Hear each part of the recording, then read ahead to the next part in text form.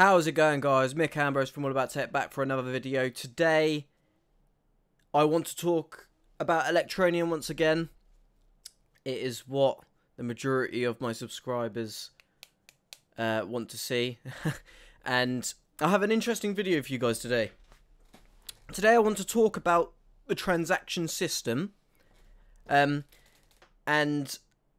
this new system that Electroneum are developing for instantaneous transactions. One of the reasons why I'm making this video is because of another YouTuber called Crypto Ellis. You probably heard of him.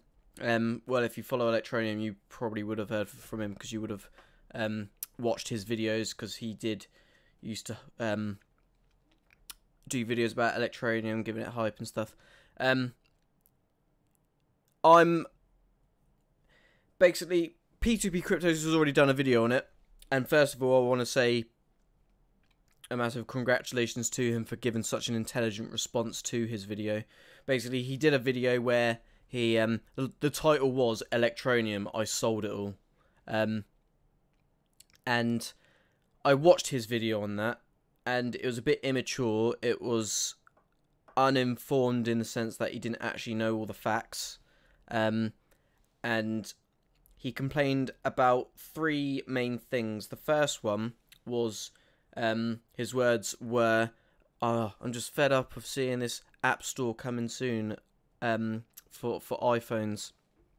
And then he went on and said how easy it is for app to get an app on the App Store. When actually no, it's not easy at all. I mean, this guy he's not an app developer, he's not a programmer. He has absolutely nothing to do with the process of getting apps onto an app store.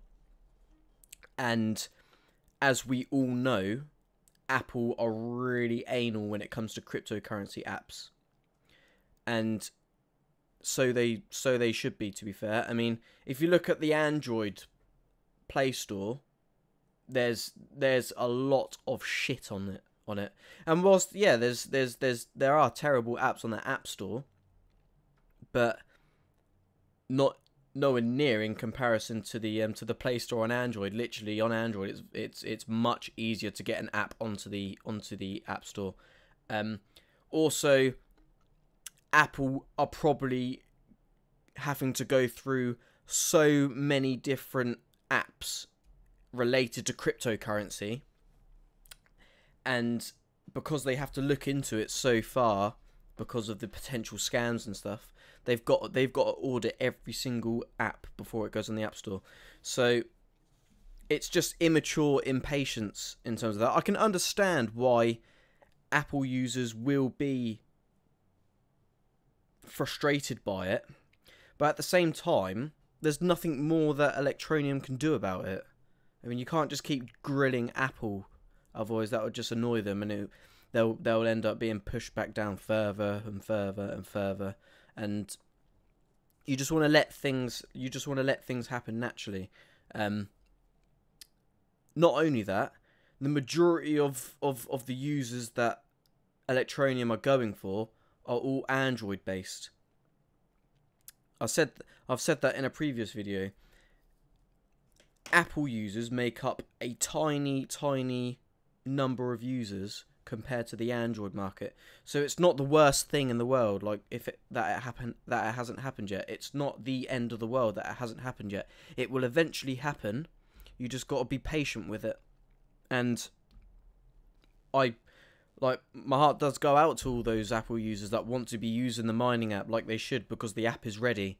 But obviously Apple have to do their due diligence, and they have a duty of care to make sure that any app that's going onto that App Store isn't potentially scams and stuff. I know you do see apps on the App Store that are useless and crap, but at the end of the day, you can't. When it comes to cryptocurrency, they are so anal about it. The next point he brings up is the fact that exchanges, whenever Electroneums went onto an exchange, there's been nothing but problems. Yeah, fair enough. Cryptopia have wallet issues. He mentioned about KuCoin, but the only problem they have with KuCoin is that it didn't hit on it didn't hit as soon as what people were thinking. Electroneum on the KuCoin exchange is working fantastically. Withdrawals are now available on it. If you didn't already know, there's actually a competition where KuCoin, well, I don't know if it's KuCoin or Electroneum that are giving away 1 million ETN, but there's going to be 1 million ETN given away to the top 100 or top 50 traders that have the highest trading volume on the ETN market. So those that have traded the most amount over the period of the competition will win a certain amount. I think the top prize is like 250,000 ETN, I think, or is it 500,000 ETN?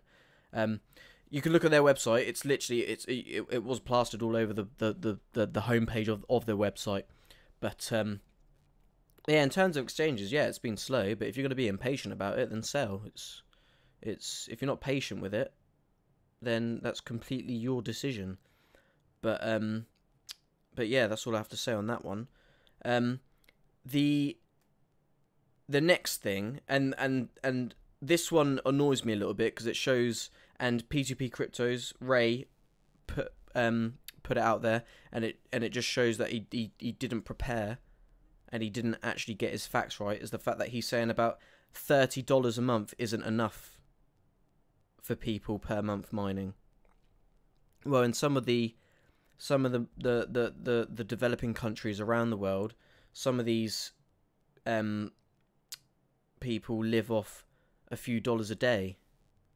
So and it's not actually $30 that they're going to be making a month mobile mining. It's a few dollars. It's like $2-3. But that still makes a difference to those that need it. Who is he to make an assumption that just because he doesn't need it doesn't mean that other people won't appreciate it and need it? That shows complete negligence to the fact that there are people out there in the world that are in a worse off situation than what he is, and that just shows immaturity, in my opinion.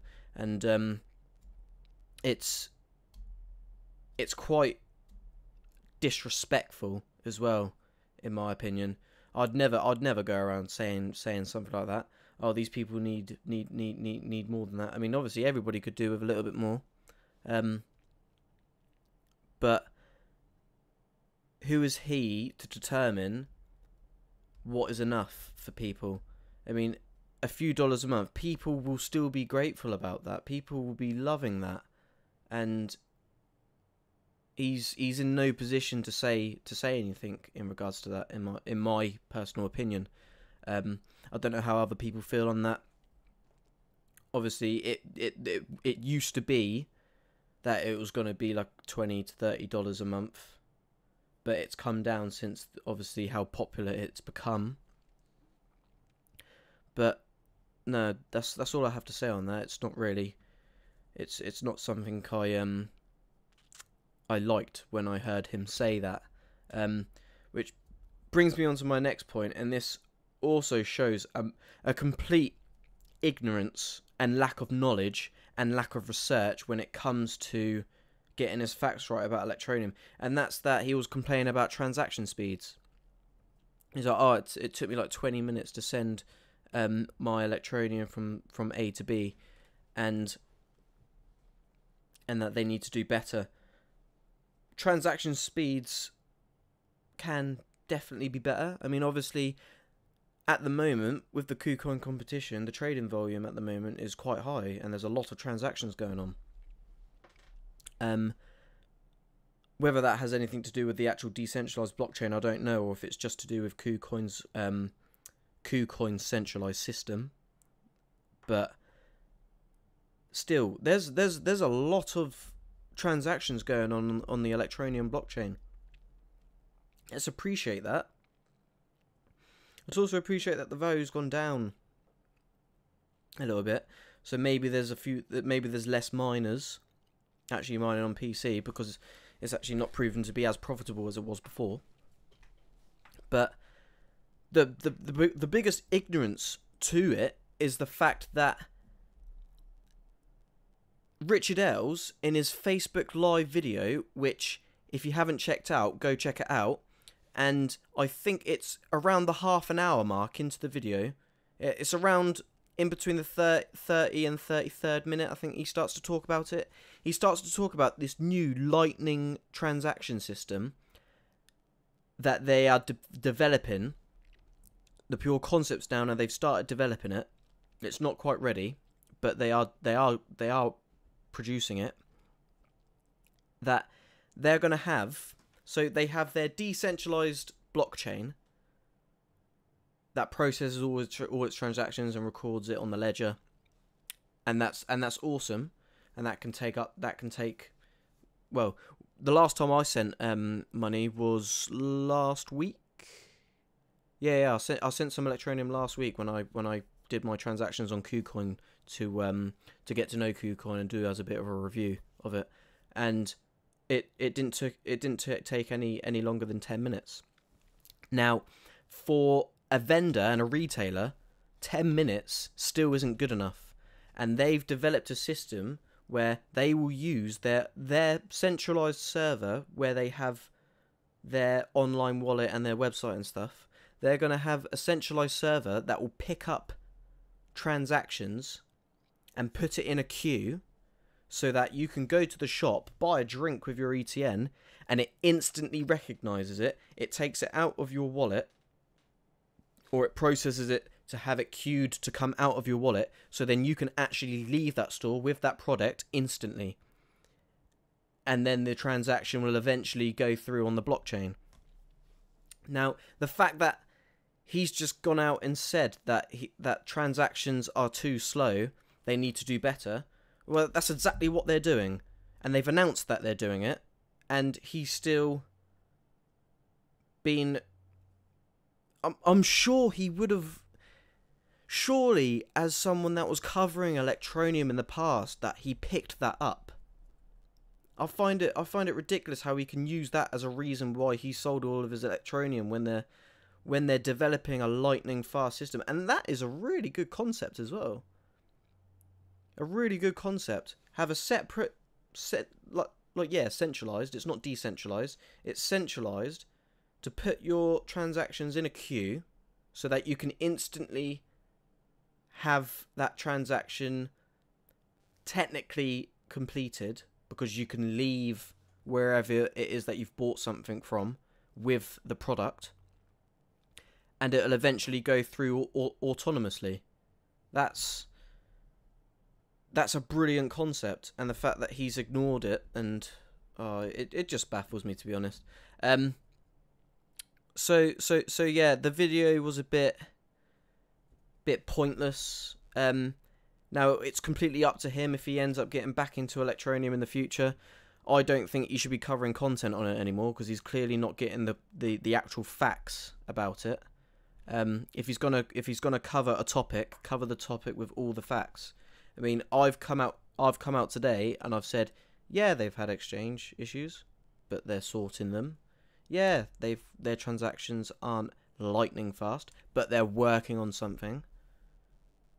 They're addressing their issues, and they've announced that they're addressing their issues.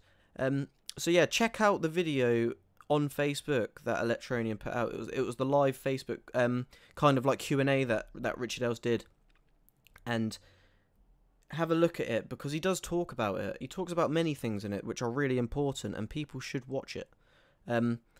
Get yourself some food, get yourself some snacks, get yourself a drink, and just sit down for like 40-50 minutes and watch it, because it is a good watch. That's all I have time for. Once again, I want to just shout out Ray from P2P Cryptos for doing that original video to basically respond to Crypto Ellis. And although he didn't really go into the transaction side of things, I just thought I'd add to it. By no means am I trying to steal his thunder or anything. I love Ray's videos. Him and Crypto for the People are the two main YouTubers that got me into doing YouTube, because they're not doing ridiculous price predictions, and they're not doing like overhype and stuff. They're bringing factual information to the audience, and that's what I want to do as well. So yeah.